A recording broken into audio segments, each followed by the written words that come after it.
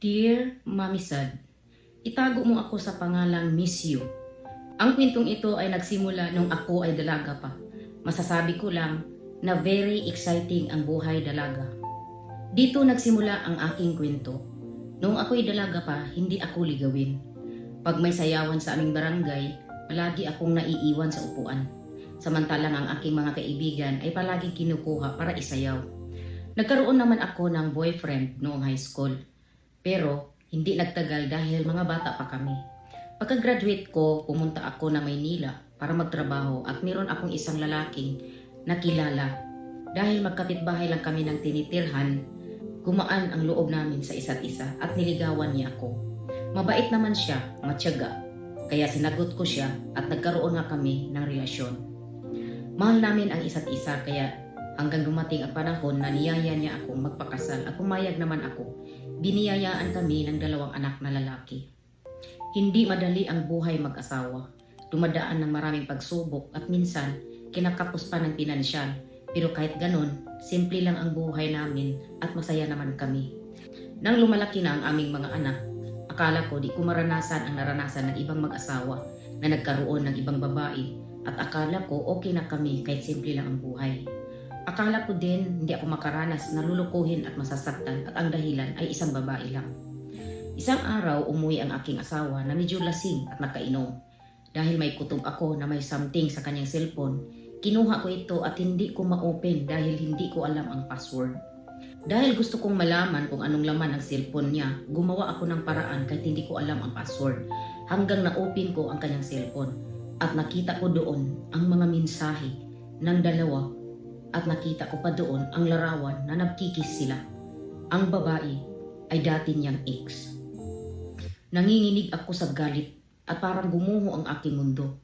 Hindi ko alam kung ano ang aking gagawin dahil nawalan ako ng lakas sa panahon na iyon dahil totoo pala ang kutob ko. Sa loob ng 29 years ng aming pagsasama, hindi ko akalain na magagawa niya itong panluloko sa akin.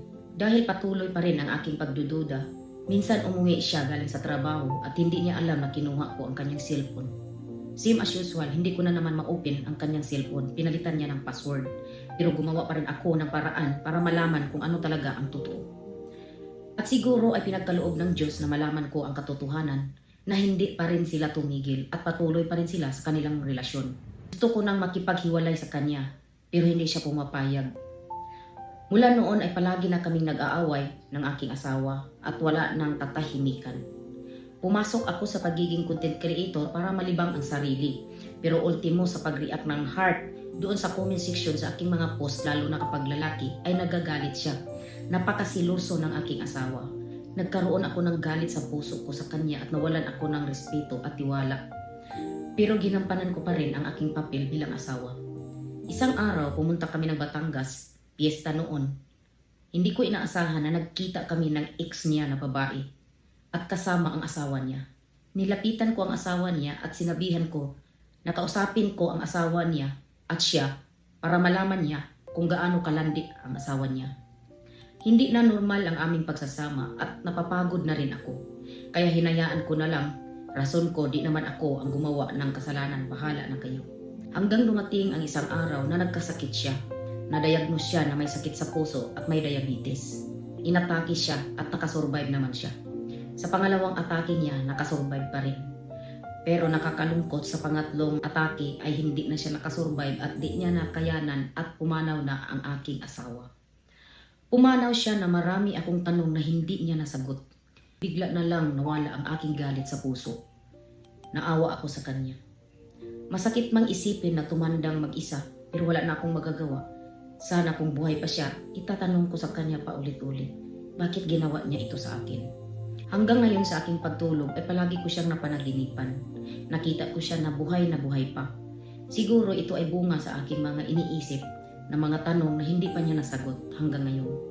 Sana matahimik na rin ang aking kalooban at napatawad ko naman siya sa lahat ng kanyang mga kasalanan. Hanggang dito na lang ang aking kwento nagtatapos. Miss you.